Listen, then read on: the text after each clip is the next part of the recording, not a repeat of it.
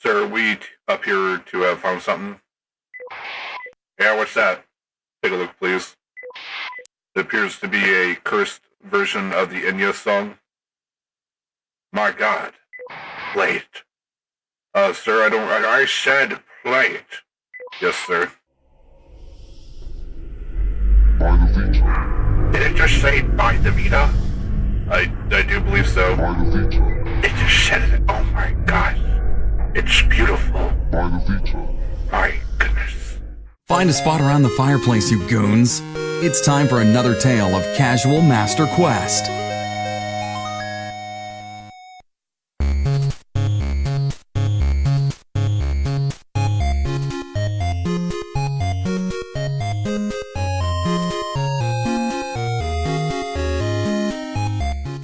Good afternoon, people. Welcome. Oh, so excited. This is, another episode of Casual Master Quest. Episode 10, guys. Episode 10.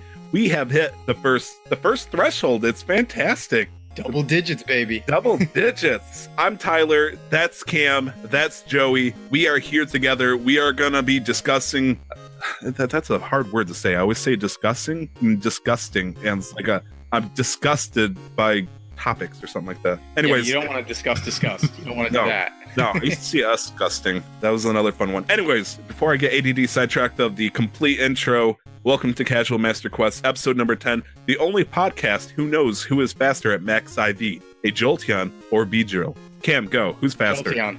By a lot, in fact. As it turns out, Beedrill has horrible speed in comparison, but it makes sense being an early stage bug type at evolution 3 at level 10. It doesn't keep up. Even though like a level 10 Jolteon would not keep up with a level 10 Beedrill.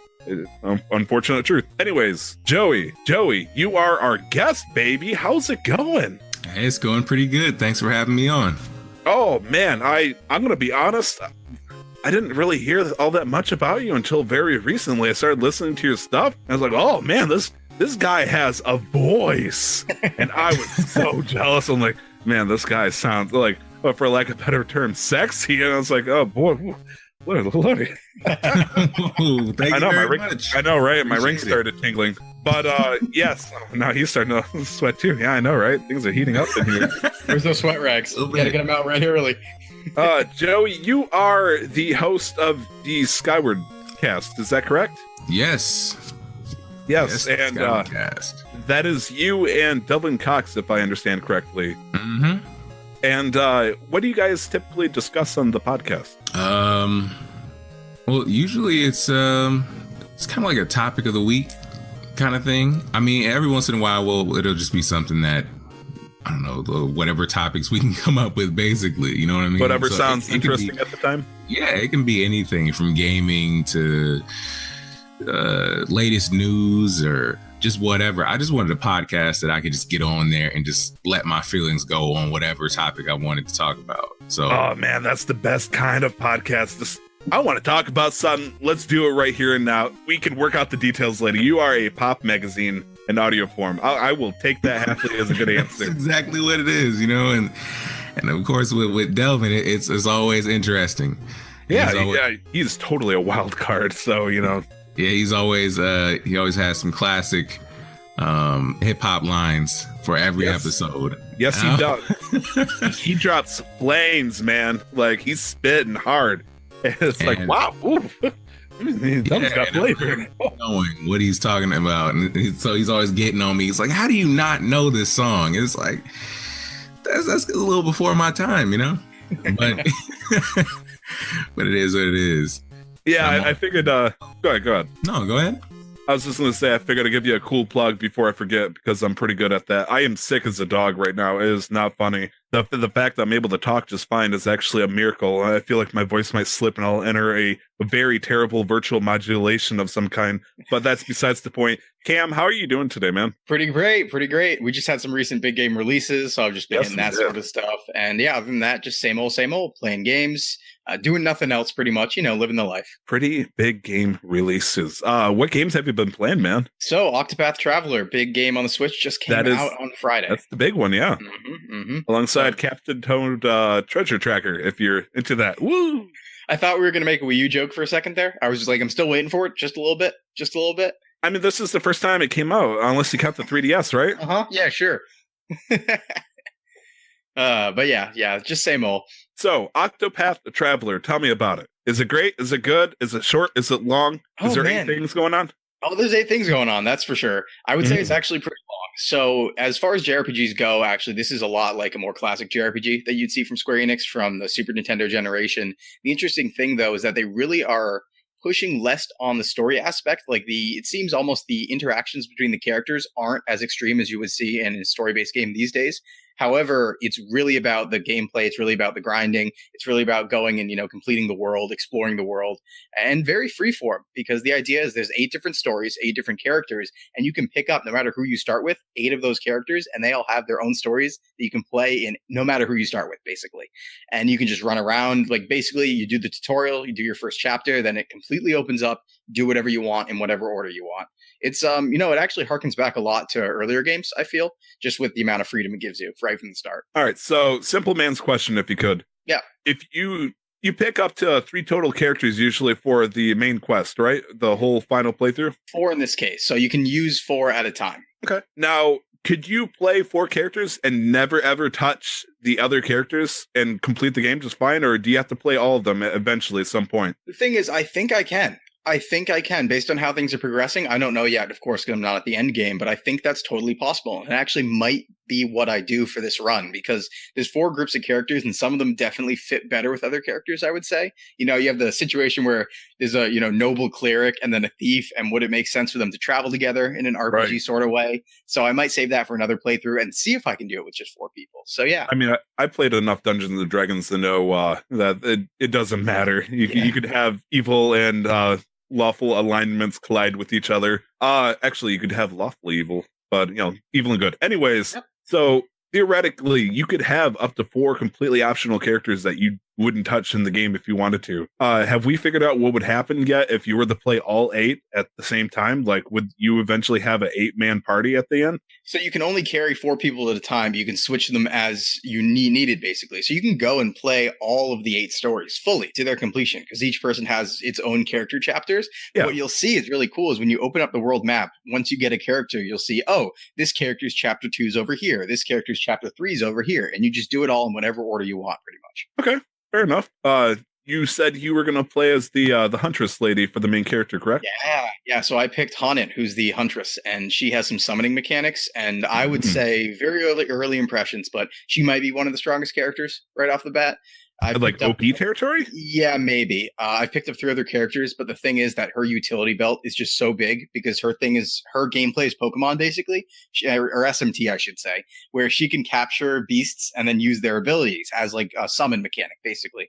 So between like all the things you can get complete coverage of like every elemental type, every status effect, and every damage type. Really? And she can heal herself, and she can debuff and buff. So she's like alone probably the strongest. Like, she's the most utility, basically. Wow. Okay. It's pretty scary. Is there a second favorite right now, or are you just like loving her specifically? So I've only been playing with 4 right now. My second favorite so far is Alphen, who's an alchemist or an apothecary. And his is just, you can mix concoctions based on item ingredients to create things with different effects that hurt or, help people. But I'm just moving along with that. I got about 6 hours in, looking to put another 8 in tomorrow, hopefully. It sounds like there's so much variety in this game. It's ridiculous. Like, have you hit excuse me, have you hit any points in the game where it kind of felt like it's vanilla or super straightforward with any of the mechanics? Because honestly, it feels like you could do so many different things in order to progress the story. Yeah, so I know in terms of the gameplay, at least. So when this is actually the same team that worked on Bravely Default. And Bravely Default, of course, had the Bravely and Default system where you could store up attacks and make them stronger later or do multiple attacks at once. And ever since then, Square Enix has taken a shining to that system. So this has it too. But because of that, it's just another layer on top of the traditional JRPG that makes things a lot more interesting. So the gameplay, I feel, is never boring. The best part, honestly, are the battles. So now, did you play Bravely Default? Yep, I played both of them to completion. Really? So, or 2 are the ones here, because there's a Japanese only one. So, is there a 3rd one? Okay. Yeah, I played the first one, but then I gave up once I got into the that endless loop. Like, I just couldn't do it. A Death Sentence. So yeah, Octopath Traveler. Good game so far. Lots to look into. We'll give you more details hopefully next episode with Nick here as well. The one thing I would say, just as in summation, is it's a very unique game. A lot, not like things you would see these days. It's very not like anything you would see these days. So if you want something very different, give it a shot. Okay. And I know you stream a lot on Monday and Fridays. What I do notice is every single time, as soon as you're done streaming, I see a little notification pop up that Cam is now playing Jedi Academy. Yes. So tell me about this game, man.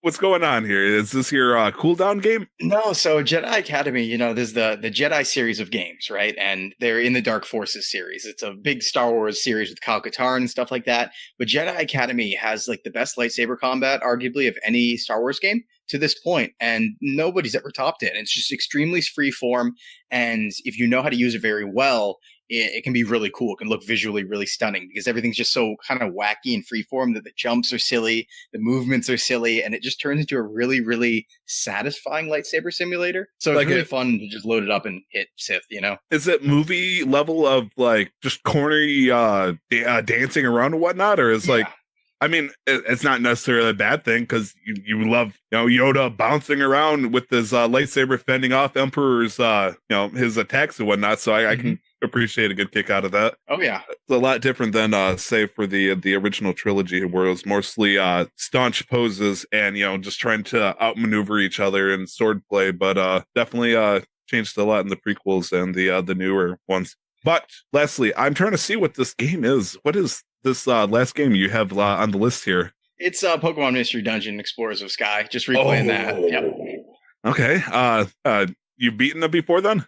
Yeah, so this is a replay. There was a couple games I wanted to replay pretty recently, and this was just one of them. So, Mystery Dungeon games are always just a comfy time, really. Like, they're actually relatively challenging as far as Pokemon games go, but they're pretty comfy. It's a good way to never played one.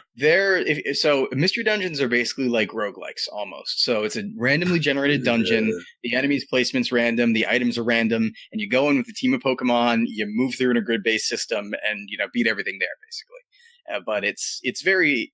You don't have to think too much about it, but you do have to be careful because it can get a little hairy with if you don't use items, I should say. Okay. But yeah, fun stuff. Fair enough. Anything else you've been playing, man? Nope, that's about all this week for me. Okay. I'm going to do a mic check for Joey over here because he has been quiet as all heck. I feel like we may or may not be talking Greek to him right now. It's a lot of games I've never played. I've wanted to play the Pokemon Mystery Dungeon games, but I never really got around to it. I don't know why. Is there one that you would recommend to start out with? Yeah, the nice thing is that there's a ton, right? But only 3 of them are like sequels to each other almost, but not sequels in the way that you have to actually play the first one first. So what I'd recommend is probably go for Explorers of Sky. It's an updated version of Explorers of Time and Darkness. It has the first 4 generations of Pokemon in it, and it has the best story of them. And some people would argue, though, if you want just pure gameplay, Super Mystery Dungeon on the 3DS, but that's a lot more difficult, I would say, too. So probably just go Explorers of Sky. It's a good middle ground, I would say. All right, cool. Thanks. Yeah. I have to add that to my list. And they're only like $16-17 these days used, so it's not too bad either. I mean, what would you be playing it on? That would be on DS. Yes, okay. I mostly know them for the Game Boy Advance ones, but, if the remakes, would make to the DS and the 3DS, I wasn't sure which. Not the mythical Wii U platform or, any predecessor. Yeah. Joey, we need to hear about you, man. You are our honored, esteemed guest. I rolled out this beautiful red carpet for you. Now you must make the walk. Can you make the walk and tell me what have you been playing, man? What's your lifestyle when it comes to video games? Oh, man, when it comes to video games, it's just been pretty much Warframe and more Warframe. I don't know why I'm addicted to that game. It's just... There's so much going on, and they're always adding updates, and I'm just always looking for that next weapon. How am I going to get more platinum? Trying to add more accessories to make my Warframe look more customized, new colors. There's just so much. So I just been stuck on that. A lot of customization. It stinks, and this is kind of embarrassing. I'm not going to admit it outright, but I'm still going to admit it. There's a strong possibility I have no idea what Warframe is. Oh, What? Yes. You don't know I what know. it is? we've talked about it before. We've talked about it. I've heard about it. Is this? No, I'm not even gonna try to describe it because it feels like I'm gonna try to describe Tebow as the quarterback of a football team, and it's like, oh gosh, no, what are you doing here? Please, you're shooting yourself in the foot. Please stop emptying the magazine in your foot. You're doing terrible. Well, it's what like is Warframe, man. Tell me about it. What is it? It's a up to 4-player co-op third-person shooter. Each where you play as these characters called Warframes.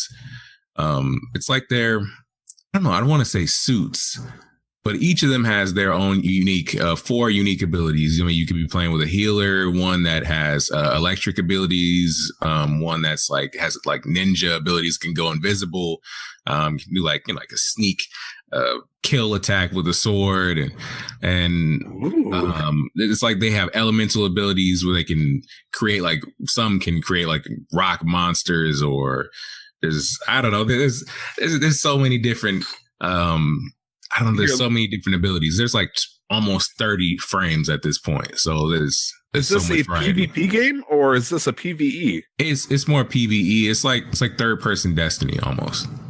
The similarities between those games is so, they're so close, but there's so much that I think Warframe does a lot better, and it's free.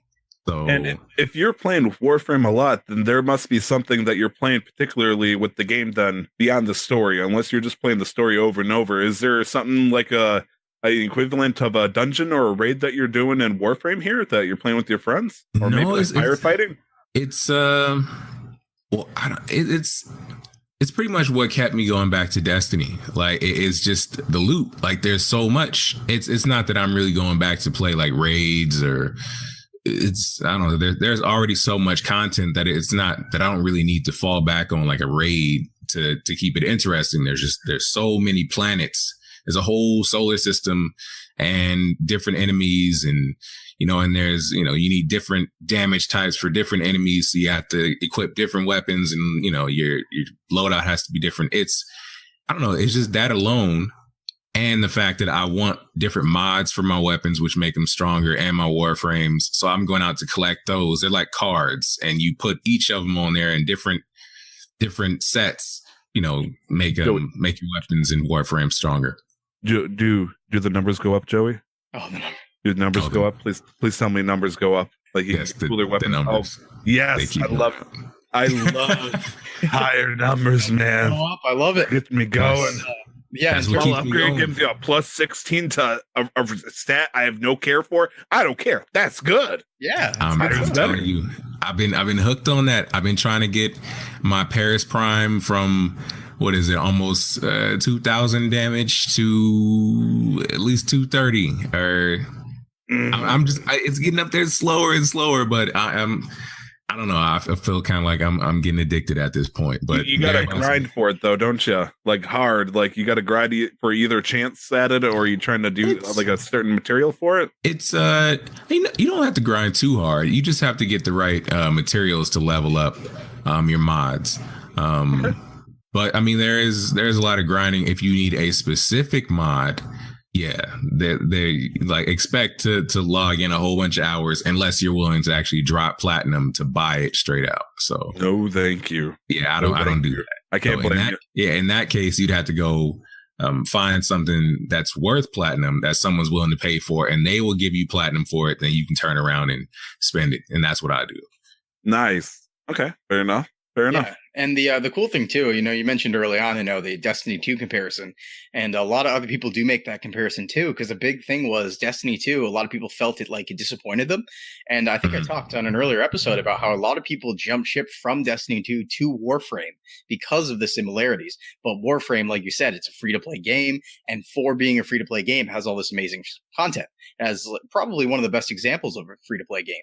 Even a good comparison point where Destiny 2, I think, had 6 planets at launch or something, and Warframe has, I know the numbers in the double digits. Do you happen to remember how many planets are in Warframe? I don't know. I don't know how many planets, and they're always adding new stuff. Yeah. So it's just, I don't think they've added a new in the planet. 20s or something. So But it's, yeah, there's so much going on in the void, and geez, I wish a Destiny game had that much content. yeah, Even after all the DLC. it's impressive. Yeah, it is. Joey, have you been playing anything else, or is Warframe the main dish on your plate there? I've played some other things here and there. There was some, geez, I can't remember what else I played. It's been, and I was like, geez, you've been playing that much Warframe? You don't know anything else? No, it's okay. I was playing. I play way too much Pokemon, so I can't blame you one bit, dude. Oh man, I need to get back into Pokemon one of these days. The last Pokemon game I played was Y, and I gave up like after a couple hours. I don't know, it just wasn't doing it for me. But it takes a certain vibe for you to get into it, because if you force yourself through it, you get burnt out real quick. I learned that with Ultra Moon. Ooh, no. Yeah, that's what happened to me. But other than that, I mean, I was playing some Rocket League. Okay. You're back on track. I can work with you here. I know the car. Come on. There's a ball. Yeah, it's like soccer with cars. That game is addictive. Also, I didn't think I was gonna like it until I started doing off the wall shots and all that stuff. And oh man, I was sharing my clips all over social media. I'm sure people were getting tired for a minute. I still have YouTube videos of me playing with my friend, and every time I try to do like an aerial just across the field to try to knock a ball in, I forgot what I shouted, something along the lines of flying falcon attack, and I would like screech almost horrifyingly as I did it, and I don't think they appreciated it. Yeah. I got it, I did it once. So did you get the point though? Yeah. Oh, yeah. All right, that's all that matters, really. I don't get assists for the flying falcon attack. No, I should point out, for our third team member, Nick is currently out of the box right now. He is currently over in Florida right now for Guardian Con, trying to get some representation for both himself and for the team. He's enjoying a lot of time with fellow streamers, and he will be here next weekend. But right now, Nick, you have as much fun as you can, buddy. I noticed you were talking about how it was terrible Pokemon going over there. I'm so sorry. Not really. Sucks to be you. Hopefully you get a Lugia. Probably not. Oh well. Those Florida people, though, you got to watch out for the Lugias and the alligators, because they're everywhere. the alligators don't disappear after 45 minutes, though. I actually think there's an iguana epidemic in Florida right now, if I remember right. Is there really? Yeah, I saw some news articles about it, that I think it was around the Tampa area. There was just too many iguanas, and they had to start like systematically like taking care of them. Like they're in the wild, just chilling in trees and stuff? Like around neighborhoods, like they were getting in, they were getting in power like converters and stuff and blowing out the power, because they'd like, jump in kind of like squirrels do sometimes. Yeah. Like it was a big thing. I saw a couple articles about it. Like the cat from National Lampoon's Christmas Vacation. But anyways, yes, Nick, I hope to hear from you soon. Hope to hear all the great things you have to talk about. And for myself, unfortunately, I've been playing a little bit of new stuff. The usual vanilla topic, Persona 4, Persona 5. I got into the third dungeon of Persona 5. I'm currently 26 and a half hours in. All right. Now, mind you, I'm used to games ending at 10 hours, 15 hours in. So it's like I'm having fun, but like my eyes are sagging at this point. It's like, what's going on? Am I near a final boss? The answer is heck no. There's no final boss. Persona 4, which I only get to play when I'm in the truck. So, I'll play for like a couple hours a week. I'm at probably about 10 to 15 hours. I'm happy that I'm at the max relationship status with Chie, but it's like I have nothing to live for at this point. And I'm starting to talk to Yukiko, and I'm starting to feel like guilty and dirty at the same time. Like, what am I doing? Yeah, should I just be friends with her? Because I was looking on the guide, and it's like, just don't go on dates on Sunday. Otherwise, they think you're cheating with them, which is technically very true. That's a mechanic. Be careful. That's definitely a mechanic in the game. Like, be careful. But it's like, why would it let you have multiple girlfriends in that game? That's just... So they can ruin your life when you do. Yeah. I remember looking up like a long time ago. Isn't that something to do with Valentine's Day? You pretty much get screwed over? I'm saying. So in Persona 4, the Valentine's Day, it's really just heartbreaking. if you're dating multiple people. It gets just really heartbreaking. In Persona 5, you straight just like, it's a really good scene, but it's not heartbreaking, we'll say. We'll say it's violent, more violent. Oh, violent. Okay. I finally have unlocked Sakoto. Or no, sorry, Makoto. Yeah. Makoto Sai. And she is a lot of a different character than I was expecting. She looked cool and stuff. I looked up her armor and all that. She looks sweet. When she's introduced to the game, she's the quiet, collected, reserved character. When she joins my party at that point, she has entered, the usual Persona 5 psychotic breakdown, and now she is a motorcycle riding vamp that is like, I will not take any answers or orders from anybody that's over the age of 18 for some reason. Yeah. And it's like, I'm sick of this. I'm not going to, be quiet. I'm going to do whatever the heck I please. And now apparently I have a motorcycle license. So let's do this. And it's like, This is not the Makoto I was planning to date. This is the Makoto I'm going to still date because I was going to say it's a better one. Makoto's wild ride, essentially. Yeah, it's going to be an experience. Yep, the theme of Persona 5 being adults are dumb. So, yeah. Adults are terrible, liars, agonistic, evil never-do-wells that have no joy in assisting you whatsoever.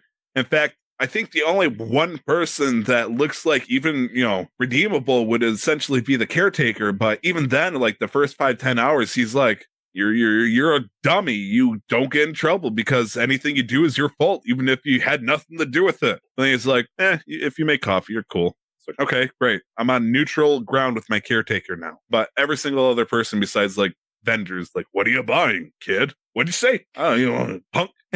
Adults. I feel sad that I don't know what you're talking about. It's okay. Persona is a Japanese RPG that is ungodly amount of hours long, and it preaches very interesting views on child's versus adult. Have you heard of the kids show Kids Next Door? Yeah. I've watched that a long time ago. It's the focus is on agents number 1 to number 5 for the most part, but the focus is kids are doing secret agent missions. Meanwhile, teenagers and adults are the bad guys and all that. And Persona apparently saw this, or Atlas saw this sometime in the mid 90s and said, let's completely copy that formula because it worked. So great. Anyways, I'm not going to talk anymore about Persona. Battle Chef Brigade. And I'm not going to beat you up over saying it's a KND, what's it called, spinoff, considering the time periods, but... Yes, I know Atlas and Persona came out well before KND happened. However, I'm glad you never fixed that. Yeah, I gotta set the record straight. Look, Persona 3, I don't know what it's like in terms of that theme. Do kids are the only thing that can save this world? Adults are dumb. Is that still a thing? So the Persona games, the thing about them basically is that they all take place in very unique settings for an RPG. Usually, it's a fantasy world or sci-fi or something. This is modern Tokyo. So in Persona 3, the theme's along the lines of everything sucks, super despair, everything's terrible. It's a really relatively depressing game, but fighting against fate, basically. Persona 4 is all basically Scooby-Doo. So it's Scooby-Doo adventures, gang, we got to solve the killer mystery. Who's the killer? And then Persona 5 is adults are dumb. And we're also Phantom Thieves. So, yeah. It's like emo kids, Scooby-Doo, and then hipsters. Yep. No, fair. Persona 5, the main character, those big, goofy glasses, those are hipster glasses. I'm sorry, but and they're just brewing coffee all over the place. Like, let's be real. Yeah, no, it's their main headquarters is a self-made brewing coffee a cafe. That part is making it sound less and less like something I'd play. No, don't play it. Don't do it. Just run. No, play a lot. Oh, Battle Chef Brigade is totally a game that fellows like Cam should play because it is a fantastic game. I just started it over. Battle Chef Brigade, such a good game. Such a good game. I didn't think I was gonna get back into it like I used to because I was like, man, I better play this game before I start preaching it as a great game from last year because if I do that, wow, am I going to be in for a loop? And first things first, realize don't ever play that game with a keyboard. Don't ever play that game with a keyboard. Okay, all right. Because I thought I could do it, but I'm not sure if you played any Puyo Puyo style games. But when it comes to Battle Chef Brigade, you don't do anything with the mouse. Everything's controlled in the in terms of movement on the keyboard, which is normal. Okay, but doing actions and whatnot is also on the keyboard, and it's like it feels weird, even if it's natural in controller. Yeah. As soon as I put the controller in, it felt perfect. And I was like, okay, all right, cool. So I did that. got about an hour and a half in. Actually got it recorded on our YouTube channel, so something to look at for somebody out there one day, maybe. It feels very slow paced. And also I noticed they updated it because honestly, it's like, I feel like boom, match. Everything's all intense action. But I was like, oh yeah, there's actually an impressive story, but I've heard it all already. So it's like, I just want to keep going. But then I started noticing that they've done like new animations and art poses for this game and cutscenes and whatnot. It's like, oh man, Adult Swim is really helping these guys push it up quite a bit. Picked up a game called Absolver. It was a PlayStation Plus game on the PlayStation 4. Have you touched that game, Cam? Yeah, Really? I know a good bit about that game, actually. Wait, you have? Yeah, I know a good bit about it. I haven't played it myself, but I covered it a lot when it was coming out because it had a really unique system in it. And I've also been around people playing it for a good few hours. I've only played about maybe 20 or so minutes. That is not my game. That is not my game. You need to understand a lot about the game before it becomes your game is the thing, because the unique thing about Absolver, made by Devolver Digital. Red Dead Revolver? No, but the publishing company is called Devolver, so there is that. But so Absolver, the thing about it is it's a pseudo fighting game in that you learn through playing. You can learn new moves that other people in the world have, and you make your own fighting style. So like the different combinations you have, you make your own combos, you make your own attacks, that sort of thing. So it's a weird, deep learning martial arts, like almost dojo system. And you can start your own dojo as well and have other people. No, it's a really cool system. Unique, but yeah. So if I understand correctly, they let you pick 4 basic presets of styles of fighting, and then they teach you to learn how to fight from 4 different positions of that art style. If you want to focus your attacks while facing away from the enemy or to the side from certain directions or full frontal. And then as Cam says, you can customize that even further, almost MMO style, to make a completely unique character with a wild fighting style. And my eyes, I was like, I only wanted to put 15 minutes into this game just to get a rough idea. I didn't know what's going on. Yeah, that is a game you got to jump deep. And that was terrifying given how the visuals weren't exactly all that appealing. It almost felt like Elan / RuneScape to me in terms of the quality, but not to crap on it. Cam, is this like, do you see other people online then? Because I never got that far. Yes, you do. So you run into other people all the time, and you can either like ally with them or challenge them to a fight. And if I remember how the system works, it's like when you see a move for the first time, that's a move that you're aware of. And then once you're able to block it, like reliably, then you start to understand, okay, how do I use this move? And once you fight it a while, you're able to use it yourself. You remind me of Yakuza 0 Kiryu, where he sees a new fighting style and he's like, oh, and he looks intently and imagines himself doing it. Yeah, pretty much. So it's really cool. They really just kind of went in, the game's based around that system. So if you enjoy that fighting system, if you enjoy learning all the different martial arts, it's fun. But it's also, it was a very cheap game. It was $19.99. And it had a physical through some limited run stuff. But no, it was a cool game. Devolver Digital puts out a bunch of weird stuff. They kind of just go around to indie devs these days, pick the weirdest stuff they can find, and they turn out some really unique stuff because of it. But yeah, I'll try to give it another shot then. Yeah, let's say it's free right now on the PlayStation, so if you want to give it a shot, it's nice and easy to download. Finally, I talked with Nick about this, or sorry, Cam. I know I got you mixed up. I'm so sorry. Please forgive me, senpai. I decided that after watching him play it for so many hours, I want to give it a shot at the Nuzlocke challenge for Pokemon. Yeah. And having the Pokemon Nuzlocke master over here, streaming it as he grimaced. Okay. That is not comforting. It's complicated because, like, I'll put it this way, right? So when I'm streaming a Nuzlocke, it's not the best I could be doing. That's the thing. So, we make a lot of mistakes when we're streaming, like on the actual Emerald Nuzlocke. There's a lot of mistakes, there's a lot of tension, it's a lot of fun stuff, but it's not me at my best. So hearing, like, the master, I'm almost like, if other people do Nuzlocks, watch that stream, no, I'm terrible. But I promise that on my own, I do a really good job. I just, you play things up sometimes for the crowd, so. You are having fun, and it looks entertaining while you're interacting with the audience. That is a master to me. You might not be a master Nuzlocker. You are a master Nuzlocke, Pokemon Nuzlocke entertainer. Oh, thank you.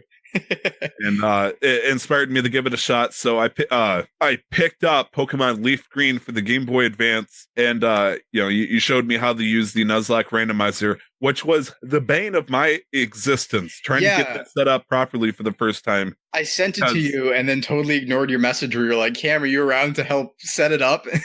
I deleted it because I was like, I don't want him to look at this because he's going to laugh at me. And it's like, I don't.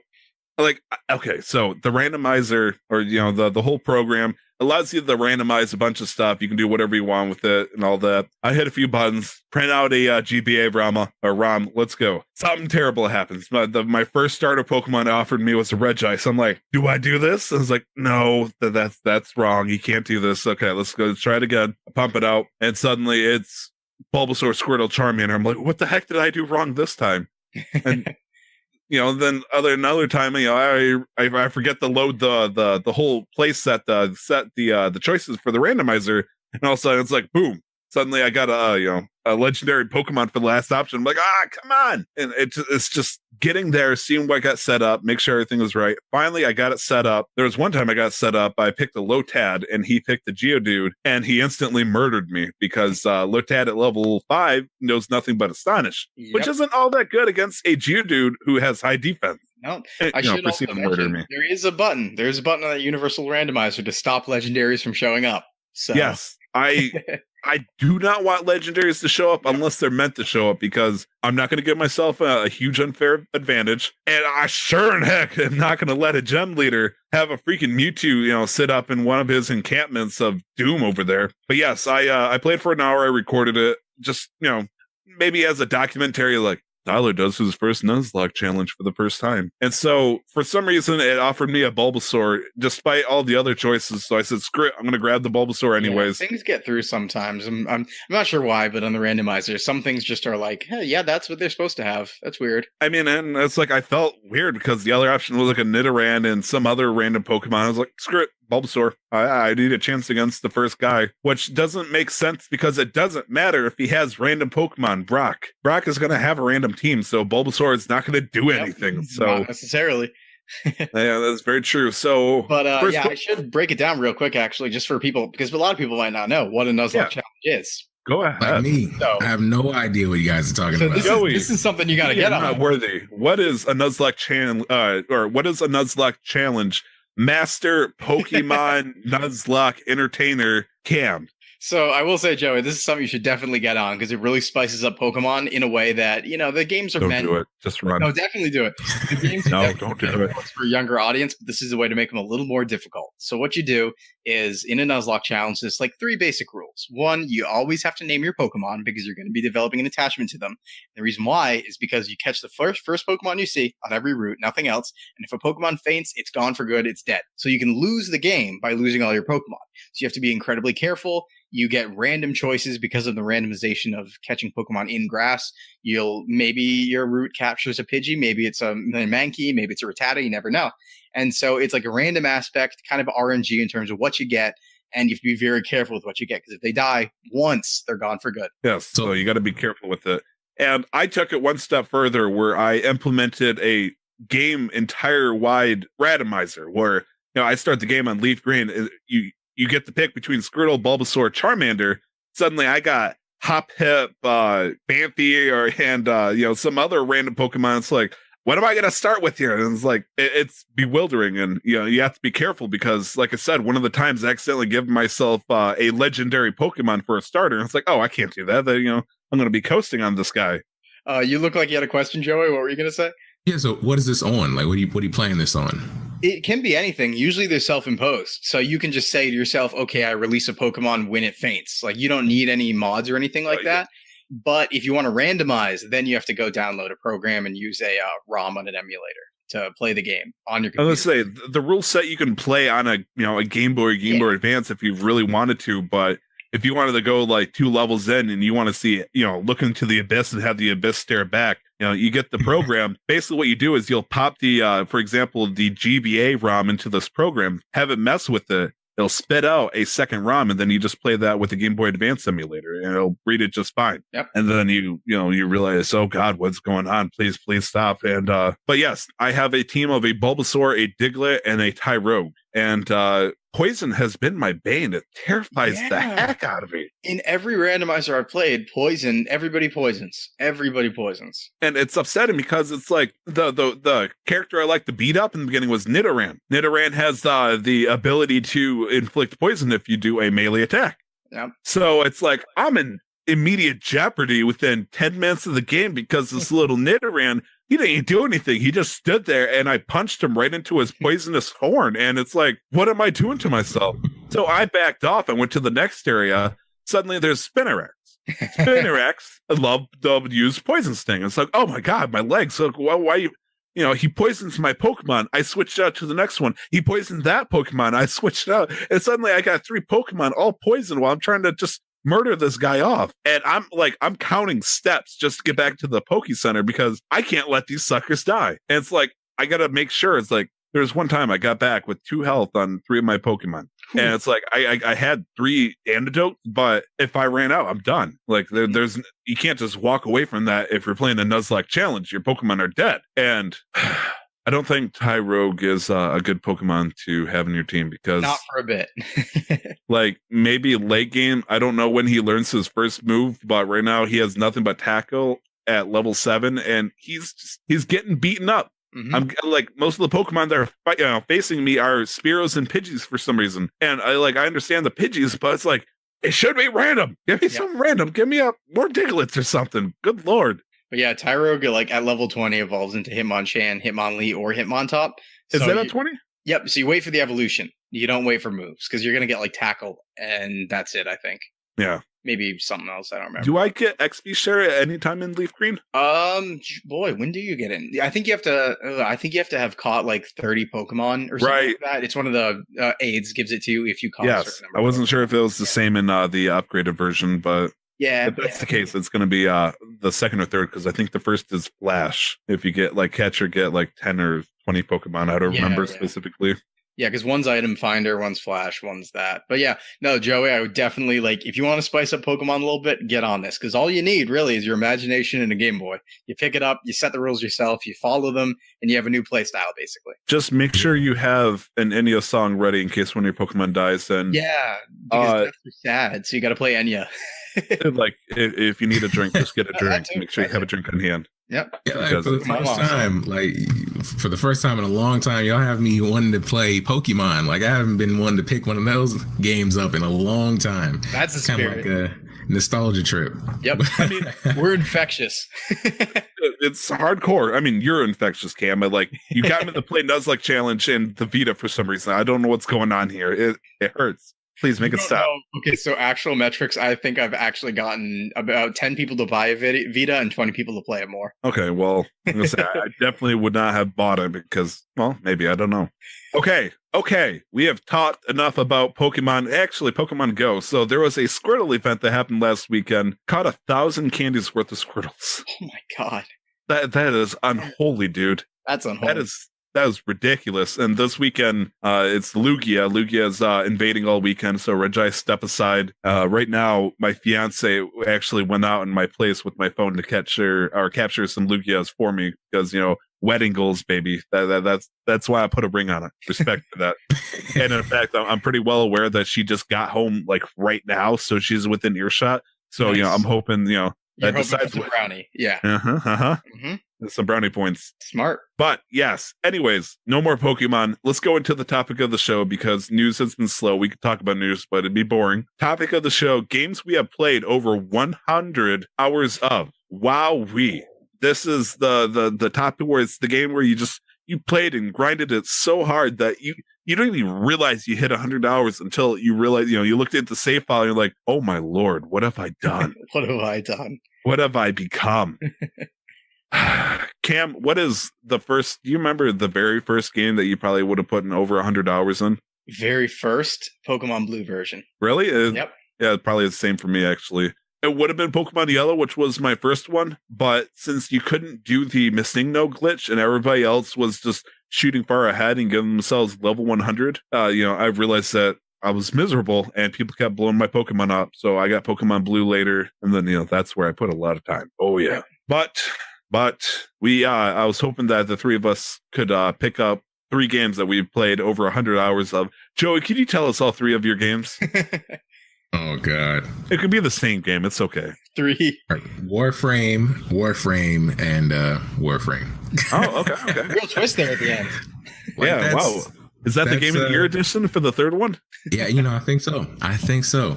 But but I've never actually had a game that had that much content. That's like 100 hours. Like I've played way too many hours in some Assassin's Creed games, playing all the side quests and collecting all the collectibles, and but 100 hours, like that's a lot. Yeah, like a good game to me has 10 to 15 hours. A standard RPG to me is 40 to 60. But there are those just some of those games where you manage to sink over 100 freaking hours into it. For myself, a good example would probably be Terraria. Terraria is a game that I've sunk in, and I looked that up, somewhere around 756 hours into it. Nice. Which is a lot. Yes. Like, no kidding. I would put an average of probably 60 to 80 hours into a single play before I was done for that year. But we would keep doing it over and over and over. And it's like, it's ridiculous how much time I would have put into that simple game. Another good example of... Go ahead. The side scroller? Like, I'm trying to think of Terraria is a 2D Minecrafting game. And yes, I've sunk in over 700 hours into this game, no questions asked. It was incredibly easy. And quite frankly, still not burnt out. I've been thinking about whether or not to start a new game and try to invite some people. Wow. Another good game of mine. I'm going to have to try. Probably you could pick between the two. Either RuneScape for when I was a child or World of Warcraft as an adult, because I think I mentioned on here on the podcast, I don't measure how much I played in hours with World of Warcraft. I do in days, because you can do like /played, and it's like, you played for 27 days, 16 hours and 57 minutes. And I'm like, I don't know what that translates into. I think that's a lot. In fact, though, that's not good. That is not good. That's 2 of mine. Cam, what's a game that you've played over 100 hours in? All right, so I was making the list earlier, and I have 35 games I've put over 100 hours into. 35 games. Oh my Lord. Among those, how many of those were Pokemon? So only about 7, I'd say, maybe 6 or 7. Yeah, but among those, I'd say the very top, and there's 3 of them that breach over 1,000 hours, and those are probably, looks like, just looking here, probably Gary's Mod. So Gary's Mod. Really? Over 1,000 hours. I can see why. Yep. The thing is, it's a creation game. It's a sandbox creation game. So, my friends had owned servers, and like probably every day after school, between late middle school, early high school, we would get on, play for like 4 hours every day, and just, hijinks, create stuff, try and arms race each other to making a stronger, vehicle, a new design, something like that. So it was more crazier and funnier, but the other one. Yep. And then also 1,000 hours or so in RuneScape, over 1,000 definitely in RuneScape. Also, elementary school on, been playing that up until about 2011. I'd say I played that pretty consistently. And just like I said, I'm a big RPG guy. So anything with stats that I can increase, anything with items I can gather. If numbers go up. Yep. It's a joyous occasion. And for me, inventories I can manage. That's the really scary thing for me, is if I can manage an inventory, it's like, whew, I love it. So nice. I don't know why I love it, but I love it. And it's just, yikes there. I'd say the other 1,000 hour, probably not at 1,000, but maybe close, like right around 900 or something like that. It's probably Dota 2. Really? Okay. Yeah. That's more recent though. Everything else is like lower than that, but all in the 300s, 200s, 100s, pretty much. I would say for League of Legends, there's no actual biometric to how many hours you played versus how much you spent, which I'm more than happy to mention to you. If you look, don't look. Don't ever look.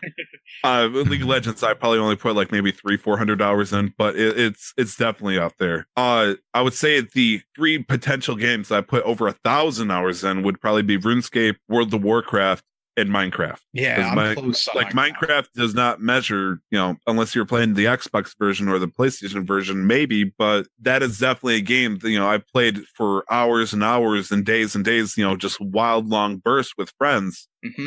And that was much, much sooner than Terraria. So Minecraft definitely is going to be the big hitter up there, and for good reason.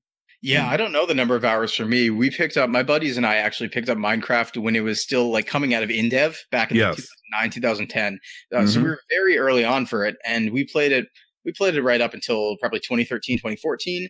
But, 3 servers, we were on 3 servers. We had our own server at one point, made many towns, many iterations of towns, played Pixelmon a ton, which is a Pokemon mod for it, where you can just catch Pokemon in the world.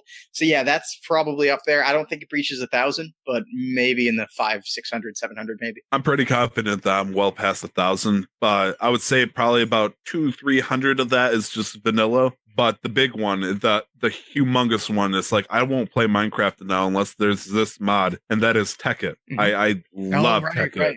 Like the technology mod, the idea, instead of using a stone furnace, I can use a steel induction furnace or something like that. Mhm. Who needs the mine when you can put quarries in for you and does the digging for you? How are you going to power it? The sun! And it's like making a high voltage solar array could take anywhere up to 2 weeks just to make one. Your very first one, it takes forever. But once you get that first one, things increase exponentially. Things get a little bit crazy. Suddenly you're making a factory under your house that is now making solar arrays for you by, its own clockwork. You're not doing the work. It's suddenly doing itself. Now, that was actually my best friend that did that, because one day I dug a hole in the ground. All of a sudden I accidentally fell into his whole factory that looked like, you imagine the dun dun dun dun dun dun, just pipes moving everywhere. I'm like, what the heck is this? And he's like, I'm making solar arrays legitly. So, looking at that chest, and shows me the chest. I'm like, oh my God, this is,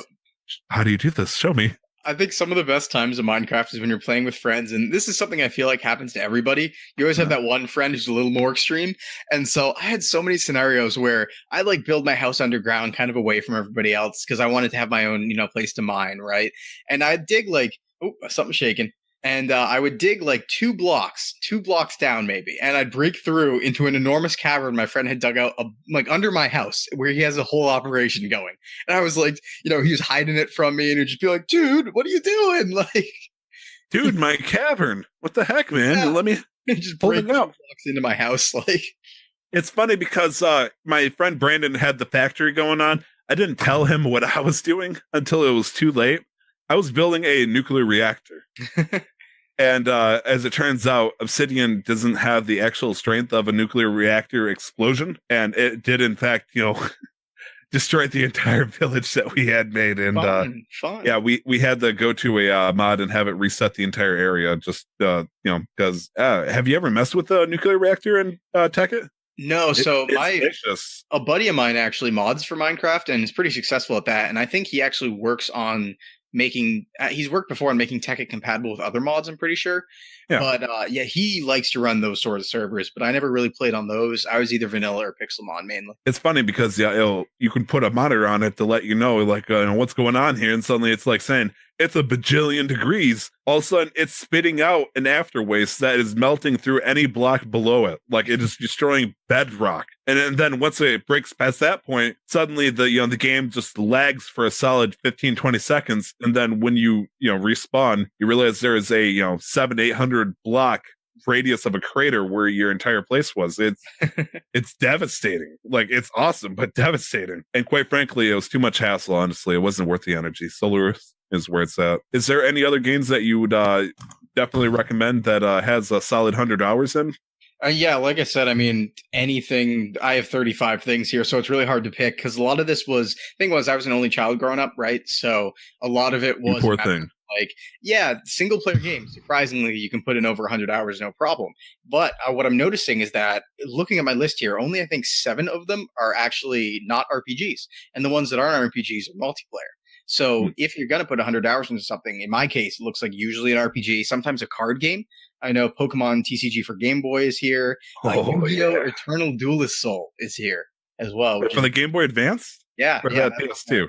The Game Boy Advance one. Nice. Yep, that's on there too. So yeah, I'd say it looks a lot like multiplayer games mainly, or RPGs. Really things that have progression, make the numbers go bigger, seems to be a common thread here, I would say. Right.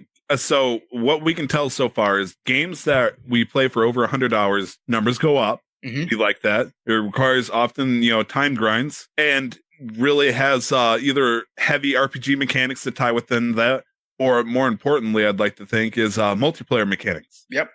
Because the game can't get boring as long as your friends remain entertaining. Yep. I mean, the game can still get boring, but it's like, Gary's Mod is easy enough to say, if you're bored with what's going on right now with your friends, you can change that fairly quickly. So it's kind of hard to goof that up. And I think too, like just looking at the list, the only things I have here that aren't any sort of, any competitive game. The only competitive games I have on here really are Dota 2, TF2, and Battlefield 2 and 4.2. That's it.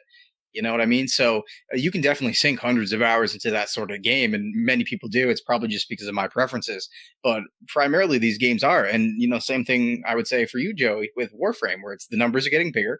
There's some multiplayer aspects as well, and it's a lot of time grind. You can put in the time, you can see the numbers get big.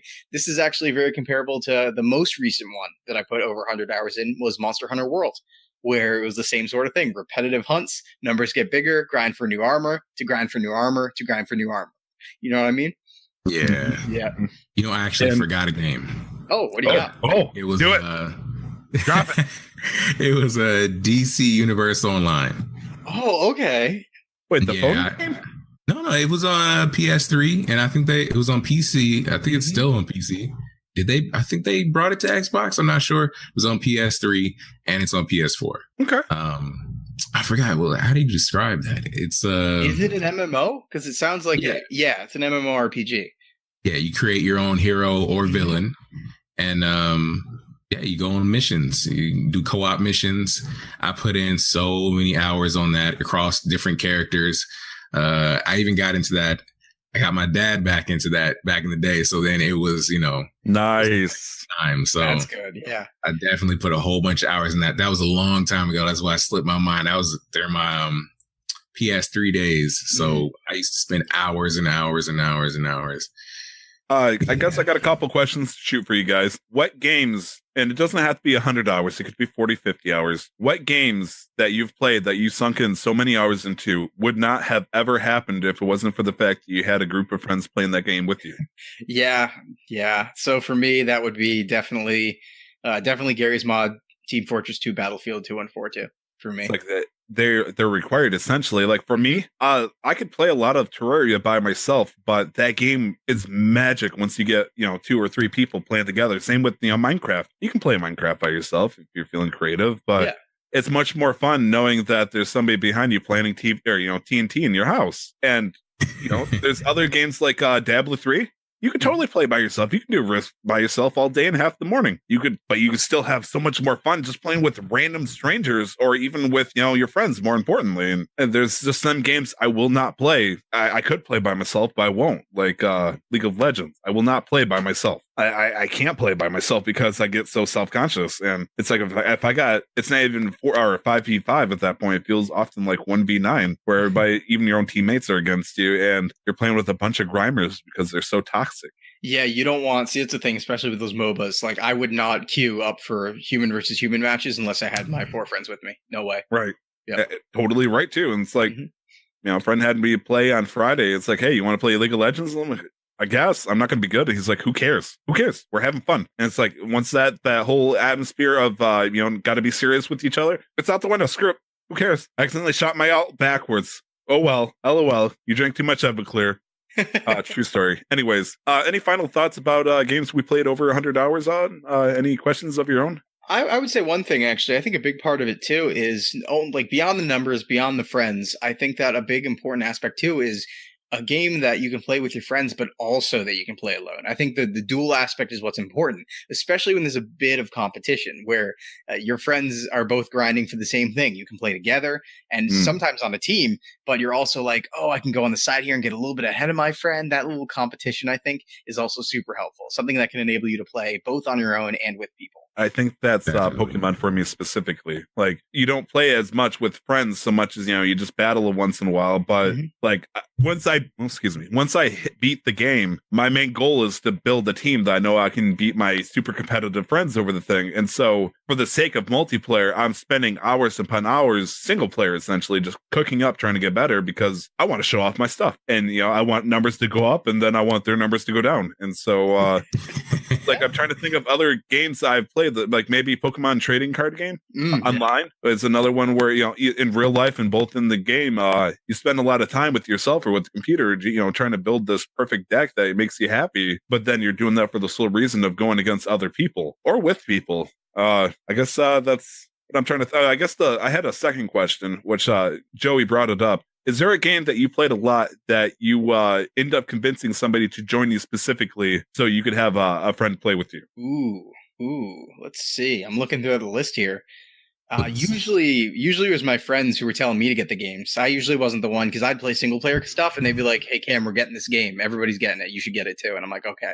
So I don't think any of them I was the start on. I don't think I was the start on any of them. No. I think I was like that for Terraria, definitely. Like, there's some people who are like, "Hey, you want to, play League of Legends?" I'm like, "Heck no! I'm playing the best game of all time, and that is Terraria." And it's like, you know what, friend? I'll buy you this game. Let's play together. And what I have that weird habit with Terraria. I'll usually have used to have a copy of it in my inventory. I could give it gifted to somebody and buy another one just in case, spread the good word of our faith, Terraria. Yep.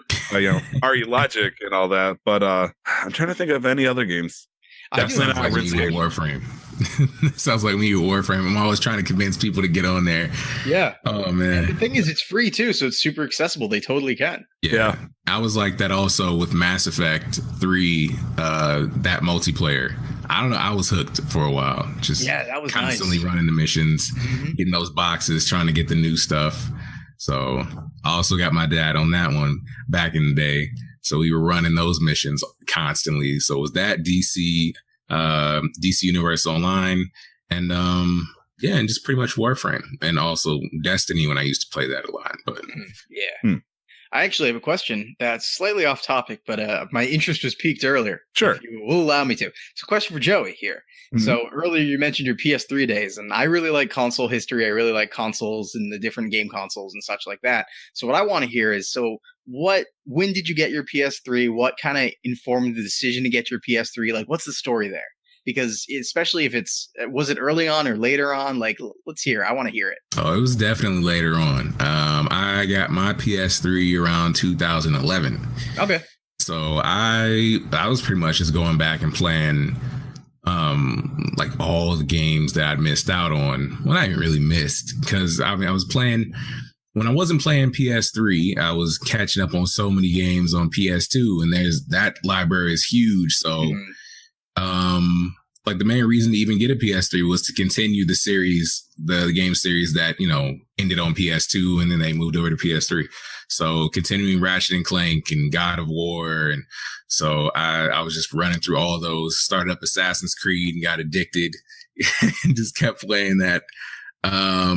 Infamous, Uncharted, all the great series. Oh yeah. 2011 too actually was probably one of the best years to buy a PS3, because PS3 was actually, just like the console history, wasn't doing very well at the very start. They didn't have a lot of games. It was incredibly expensive. But around 2010, they started making a ton of exclusives. Like everything that you can think of practically started coming out then. That's when like the newer God of Wars were. That's when Uncharted was. That's when, a lot started getting in there. So probably one of the best years to buy it. It's cool stuff. Oh yeah. And then I got a crazy bundle. It was I think it came with 2 games. It was like a 160 gigabyte it was like Black Friday. I think it was like 200. Yeah. Nice. Yeah, it was a crazy good deal. So did you continue then into PS4, or did you go for an Xbox One instead, or did you do both? I kind of cycled, because I had a PS4.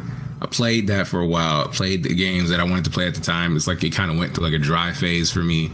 I ended up selling the PS4, thinking I'm about to go PC gamer. Things came up. I had to sell it. I had to move. So the money went toward that. Yeah. Ended up getting an Xbox. That's what I game on mostly right now. So I've just been trying to run through the exclusives on there. Nice. I like it's that sort of stuff, so I had to ask.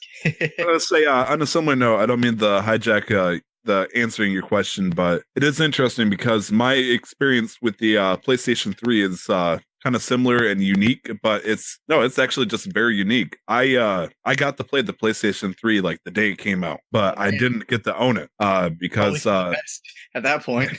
Yes. The price point of it being $5.99 at the time. It came out in November of 2006. Within a week of each other, my best friend at the time, Nick, and still the best friend to this day, had bought the PlayStation 3, or rather his mom did, because there's no way a high schooler could afford that kind of nonsense. And then like 8 days later, I think it was on the 11th and the 19th, the Nintendo Wii came out, which is what I got. But I didn't get that, or I didn't get that until months later, just because, high school, I couldn't afford it. Yeah, it's definitely a shortage, because there's a point where my grandma's like, okay, we'll get it as soon as you can find one. And I'm like calling every single, store, like, do you have it? But being able to see it, because a $600 console was just a foreign concept to me, because I always got things either very discounted because they were a generation behind, or, very, dirt cheap or free. Yeah. But seeing this console for the first time, it was mesmerizing. And by God, did he glorify that thing.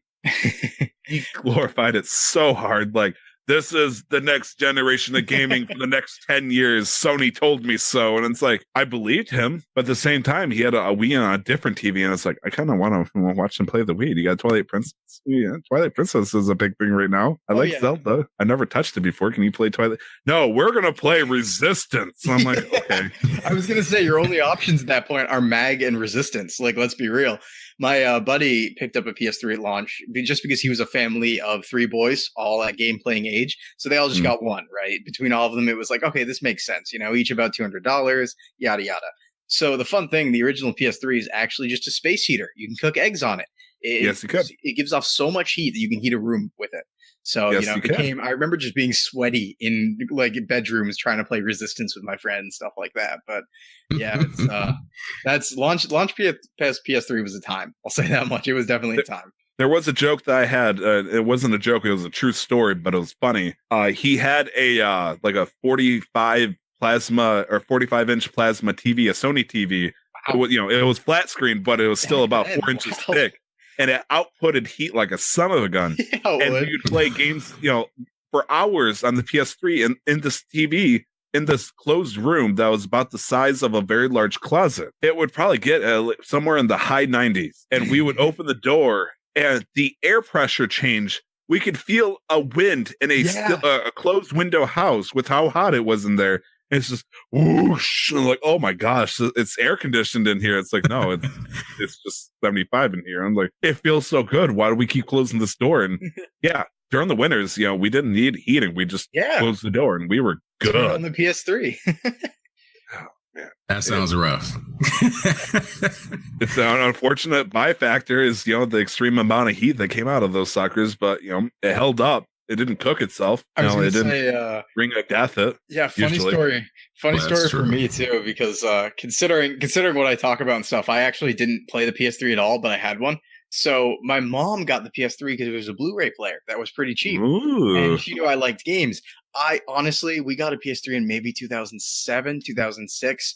I didn't play it. I played it maybe 8 hours until 2011. It stinks because I didn't touch it until until 2011, 2012, because that's when I got back into console gaming. So until then, it just sat there doing nothing.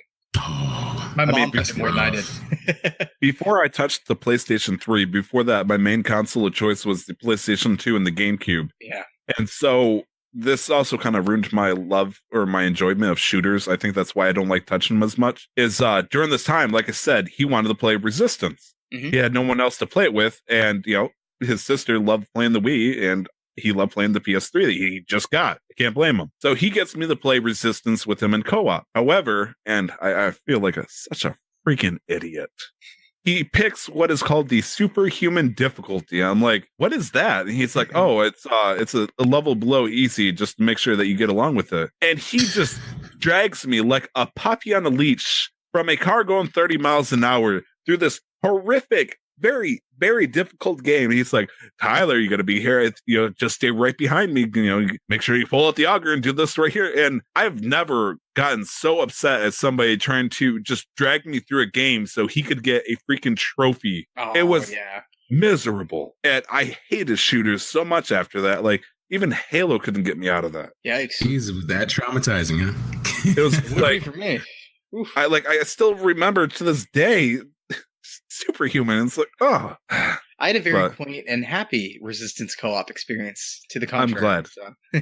I mean, if we played on normal, I'm happy with normal. I don't know why he needed to play superhuman, but he felt he needed the challenge, and having somebody whose closest thing to having a shooter game was Metroid Prime for the GameCube, I was not going to be able to keep up. I'm not good at it, as it turns out. I was terrible, but that's me ranting. I do okay in shooters. It's just I can't get the enjoyment that most people would. I don't know why. Maybe I look at the crosshairs and all of a sudden I get video game PTSD, and it's like I see flashbacks of those alien dudes with the 6 eyes staring at me and the red screen, and having Nick shout at me, "Why didn't you throw a grenade?" And it's like, I don't know, Daddy. I did, then I get 89 out of 100 on Fortnite. It's like, okay, that's how this works. Anyways, that story, I think it made me want to play Resistance just a little bit less. Yeah, well, that's okay. I'm not here to convince you. Yeah, they were okay. They were all right. They did good. I enjoyed the third one. There's The a Vita storyline exclusive one, The PlayStation Vita is a really great system for No, okay, the Vita's a great system. That game is terrible, though. I'm sorry. I can't even. I'm crapping Really, on that I heard good things about that game. It has, I think it was the fact, wasn't that the game? I could be getting it mixed up. There was one game that had like a Diablo 3 style of perspective where it was just from the sky looking down on a fixed camera. Was that not Resistance, or was Resistance actually like looking around shooting? Boy, because I've never played the one on the Vita. The Resistance is looking around and shooting, but the Vita one, Fall of Man, I think it's called. I don't know what type of game it is. I would assume I think it's a first-person shooter. it makes sense. Sure, it is. Yeah. It's either that or Killzone had a forced perspective, and I was like, oh, I don't want to. Killzone was a first-person shooter because Killzone's still the best example of a shooter What on the the heck Vita. game am I thinking about then? Helldivers? Screw it. It's a Vita game. It's dead anyway, so I'm not going to be Helldivers. trudging it back I up. don't know. No, it's alive. Love it. Yeah, okay. Maybe if Nick was here to support you, it ain't going to happen, though. I got more on the way. Yeah, I bet. Games releasing this week or already released.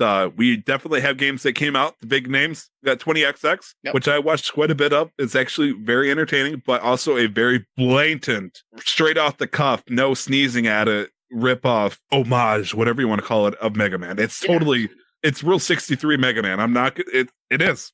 It's called, Mega Man. It's called 20XX, so yeah. Yeah. Octopath Traveler also came out this week, which, Cam is playing quite a bit. I was on actually my Switch right now. I'm like, just a second. I was baby, trying to I'll be right convince there. myself to get Captain Toad Treasure Tracker so hard, but like I watched a bit of it for the what's it called? The UE or something like that. Stop. But I just couldn't get into it because it feels like a Mario Odyssey level that's in the size of your palm. It's like you're giving tiny worlds, little baby worlds that you only spend a little bit of time on versus big sprawling masses that would get in Mario Odyssey. And it turned me off immediately when I saw that. I'm like, I don't want to play on a tiny Rubik's Cube world where I'm going to be doing something. Like even Mario Galaxy had some expansion on it, but it had the similar concept, but it's whatever. I thought it was a puzzle game.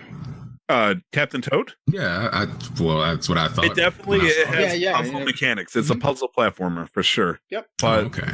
it just, I don't like the bite-sized mechanic to it. It just doesn't interest me. I want to have 100 puzzles in a little giant mile-wide expansion. As it turns out, that's a good thing. I really liked it. Games coming out this week. Adventure Time, Pirates of the Enchiridion? Enchiridion, I think it is. The what now? Enchiridion, I think it is. Bless you. Coming out on PS4, Xbox One, Switch, PC, July 17th. Also coming out for the Switch is Hand of Fate 2 Mm-hmm. and Sonic Mania Plus, which I have mixed feelings on that because I'm not sure like how much more that is compared to the original Sonic Mania. I did like Sonic Mania, but I don't know what Plus is. Do you know what Plus is? Yeah, so Plus adds a couple new characters actually coming from the original Sega Sonic arcade game, and Ooh. then also some new levels and things like that. But the thing that really got me was I like physicals, and this has a physical, and I bought Sonic Mania at launch digital. So I'm like, no, I could have just waited. I no. could have just waited. So that bumped me out a little bit, but it's an amazing game. So Okay. Another game is Mother Gunship. Yep. Do we know what that is? yeah, so that's if I remember correctly, it's like a first person roguelike shooter, bullet hell. There's a lot of things going on there. It's kind of like we were talking a little bit. I actually think it has a similar mechanic to 20XX where using different elements it generates random dungeons basically, but not a dungeon in this case, a random level. And it has, it's a first-person shooter with bullet hell aspects. So Okay. Pool Panic, yeah, which is interesting, coming out for Switch and PC. Was that? I mean, it's maybe not a red flag, but it just seems kind of weird. I'm scared of this game. I'm scared of this seen game. the Switch port No, port? I'm terrified of this game. You So think this is Senran Kagura Peach Beach Splash? No, that's a great game. Better Splatoon, but Oh no! Oh, but what's it called now? So Pool Panic. See, look, he's dying because my joke was so good. Pool Panic, it was a really hectic game. I saw it at PAX East, and I also saw it on a few Switch advertisements before too. And the idea is the entire game is a pool board, or the entire level's a pool board. But there's just so much going on that I was actually intimidated by it. I was like, no. There's too much going on screen. I don't want to have to deal with that. But Just it is hectic. overbearing. It is literally Pool Panic. The name implies correctly. I'll say that much. Okay, fair enough. Banner Saga 3? Yeah. Wow. This is a big one, actually. This is a really Is big it? one. Yeah. Okay, we've been sure. waiting I'll on get this for a bit. Banner Saga 3. Yeah. Woo. Banner Saga is a really, really interesting series of hand-drawn tactical RPGs. So think Fire Emblem almost, like grid-based, where you move around, attack, and stuff like that. But a very, expansive story. Character deaths carry between all the games. A fairly big game. I would even say it's an indie developer, but they're really getting into that not indie territory where it becomes so popular, it's kind of just becomes a big game.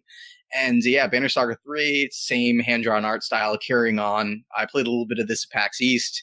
Good as always, I'll say that much. Okay. This one I definitely know. Mega Man X Legacy Collection, Part 1 and Part 2, both coming out on the 24th of July. Coming out for PS4, the One, the X, whatever you call it, Switch Bone. and PC. The X-Bone, the Bone X. The X Bone. Good games. I believe they originally weren't they coming out on the 3DS before? So no, there's like 30 different Mega Man Legacy collections, and the reason why I'm always mad is because they still haven't just put all the games on one cartridge, which Just is one giant very mega easy. collection. very easy to do. They're not big. So just so you guys know, this is a fun fact. NES games, the file size on NES games are less than a megabyte. They're like 300 kilobytes, if even. Mm-hmm. So you could fit those all on one standard cartridge, no problem. Even all the X games, even beyond that. It's just a matter of they get to sell more copies this way. And I'm always disappointed because I want it all in one place. This is like me just triggering my ADD, but random fun fact for you that's partially correlated. The Sega chant from Sonic the Hedgehog was so not compressed to save space that it was actually more it took up more space than about 5 or 6 of the entire levels and music combined. So that's how compressed the entire game was. But the person in charge of producing Sonic wanted to make sure that Sega was so well, sounding good that they made it. I think it was like a quarter of the file. Mm-hmm. Oh The yeah, entire no, game. it's worse these days. It is actually worse these days. The size of the Really? audio. Yeah, have you ever considered why games are 60 gigabytes, 100 gigabytes these days, and why that happens? Because And then everything's you'll see- completely uncompressed. Yep, and it's mostly the audio. It's the different audio tracks. Usually, if it's dual audio, right? If it's Japanese/English dub, then you have 2 audio tracks uncompressed. Good example, I think, was Titanfall. The original Titanfall, I think, was 80 to 100 gigs, and 60 or 40. I forget if it was 40 or 60 of it was just audio, just uncompressed audio. Yep, the actual games themselves not so big. Impressive. Yeah. I don't take too much pleasure saying this one. No Man's Sky apparently does not want to stay on the PlayStation 4 exclusively. Yeah. So it's coming out for the Xbox One this 24th of July, people. Oh, It's a better can't wait. game now. It's a better game now. They fixed a It lot. is. Yep. I wouldn't even try. I didn't get a chance to play this 4 with the new conference. It looks like it's gonna be Wait, is this Nik-O-Tron 3000 right now? Am I just losing it? Yeah, we had a little connection problem there. Okay. It was cool. He Joey, found his voice tune though. Yeah, like I said, Joey, unfortunately, your internet was kind of poofy there for the connection. So, I got the. Yeah, it's better now. So they added some multiplayer. They added a bunch of features. They added like actual stuff to do in the game, so it's not just an endless sort of plug yourself and in and mine things and get resources. So it is a much better game now. They did eventually make the promise. So yeah, maybe not Ubisoft level. Actually, I probably went further than that to try to redeem it, but A lot of redemption there. yeah, a lot of redemption. Train Sim World for the PS4, Xbone, PC, also on the 24th. Yep, Train So- Simulator. If you love Train Simulator, this is pretty much where you'll get it. If you're German, this is where you get it.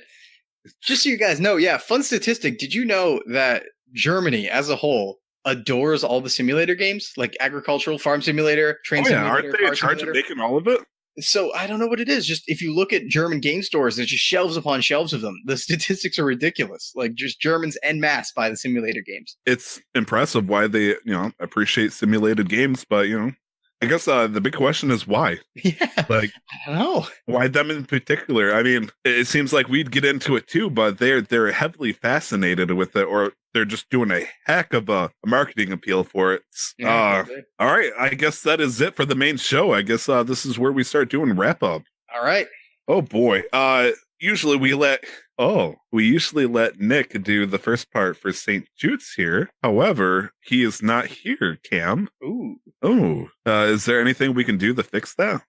Yeah, maybe. I think we created something for this purpose actually. So I mean, Nick's away, and so Canadian, but Nick's away. He's in America right now. So we did make a replacement, and we have the Nik-O-Tron 3000. I think it was. Yes, the Nik-O-Tron 3000 took a lot of work. I'm currently wearing the headpiece for it to represent Canadian culture. Yep. Been wearing it like a crown, and I'm breaking into a heavy sweat right now with my a bobsled hat? I don't even know what to call this thing.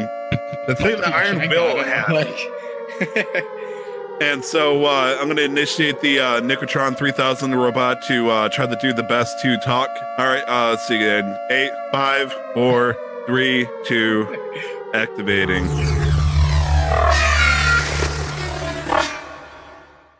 Hello, fellow humans. This is Nik-O-Tron 3000. I am here to give you the video game wrap-up news. I love Destiny 2. It is a game.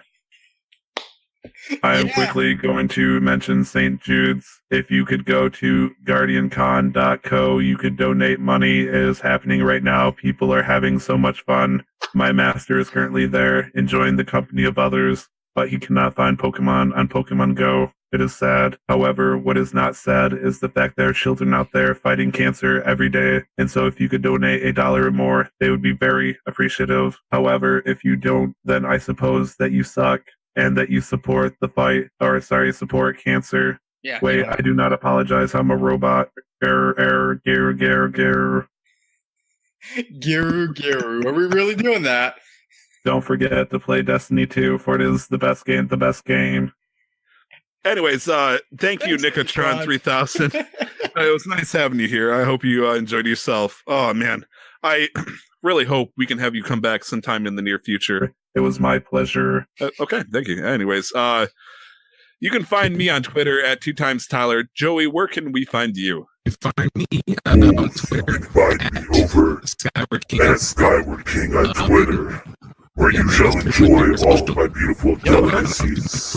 I'm still having there's still a bit of a connection problem, so I got that too. I'm just gonna restate it just so everybody can hear because there was some connection internet stuff. But you're at Skyward King on Twitter. Yes. Gotcha. Skyward King. And I'm gonna friend you right Confirmed. now. Thank you. You can, like I said, you can find me at 2times Tyler. Cam, where can you find yourself at? All right, I got the whole spiel. You can find me at Cam Collects on Twitter. I also stream twice a week. So once Monday night, 7 p.m. EST, and once Friday afternoon at 4 p.m. EST. On Mondays, we do Pokemon Emerald Randomized. On Friday, we're doing Sega Master System games. Playing for the first time. We played Shinobi this Friday. That was not a great time. I'm actually... terrible. To the point, I'm not happy with the content of it, to the point I might actually stream tomorrow just to get it out of the first stream spot because it's the first video on the channel. Just I don't want burn that. it. Just burn Kill it. Just burn it. Get it out of there. Besides that, if you want to check out my other podcast I produce, you can find that at intothevideogame.com. And the last episode that was out last week, we talked a lot about a big controversy that's been going on in the industry recently with some firings from ArenaNet regarding some Guild Wars 2 Twitter fights that were going on. So we tackled that controversy and a couple other things. We had a great story that we featured actually about Slovakian gaming. Nice. Post-Soviet Union Slovakian gaming. So a bunch of cool stuff over there you can find. But that's where you can find me. That's awesome. Nik-O-Tron 3000, could you tell us where we can get Nick at? Why, certainly, I'd be more than happy to. You can find Nick's work over at LR Warrior 11. Also, check out his Mixer, mixer.com/LR Warrior 11. It's fantastic. Please watch it. Thank you very much, Nik-O-Tron 3000. No problem. Anyways, I think that's it. That was episode 10, people. We had a little fun there, and I think we had it was a light topic conversation that we kind of dug in really deep in. So I think we're going to call it there. Anything else, guys, before we, blast off again? I'm all set. Okay. Thank you guys for listening to the Casual Master Quest. I'm Tyler. He was Cam. He was Joey. And this was, Nik-O-Tron 3000. And you know what, Nik-O-Tron 3000, can you finish it up? Why, certainly, I would be more than happy to. Thank you for listening to Casual Master Quest, and don't forget to never stop the grind. Thank you very much, people. We'll talk to you later. I love you, Cam. Love you too, man.